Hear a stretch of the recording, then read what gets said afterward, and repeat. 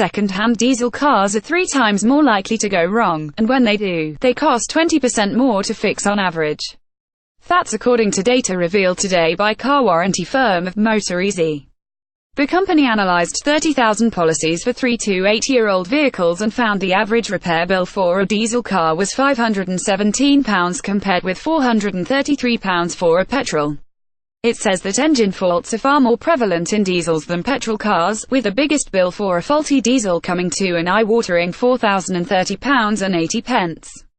Diesel cars are less reliable than petrols for more than 7 in 10 manufacturers, 71%, with Alfa Romeo diesels faring the worst against their petrol counterparts, and experiencing a fault almost 4 times as often.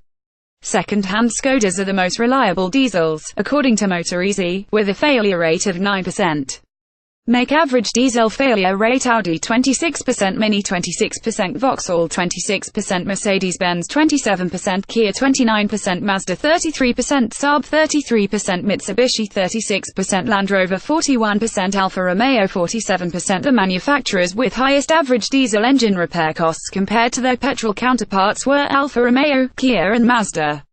The higher rate of diesel engine failures is mainly because they're under more pressure than petrol counterparts, says the warranty firm.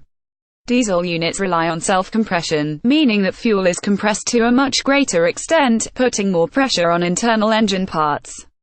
Curiously, petrol-powered BMWs experienced faults 60% more frequently than the equivalent diesels. Audis, Skodas, Minis and Peugeots also bucked the trend. Diesels experience many more small problems than petrol cars, said MotorEasy founder, Duncan McCaw-Fisher. They are less reliable and, when a big item goes wrong, it costs a lot more to put right.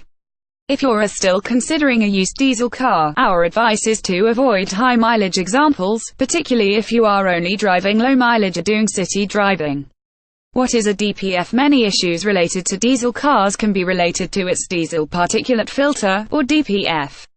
Mandatory on all new diesels since 2009, DPFs capture dirty particulate matter from the exhaust. This is stored until it's burned off, usually by driving at motorway speeds to allow the exhaust to reach a higher temperature. Problems arise when a DPF gets blocked, usually because the car's been driven for lots of short, urban journeys, which means the stored particulate matter hasn't been burnt off. Although there was a period when simply removing the DPF was common, this is now illegal, with fines of up to £1,000 and £2,500 for vans enforceable. Read more.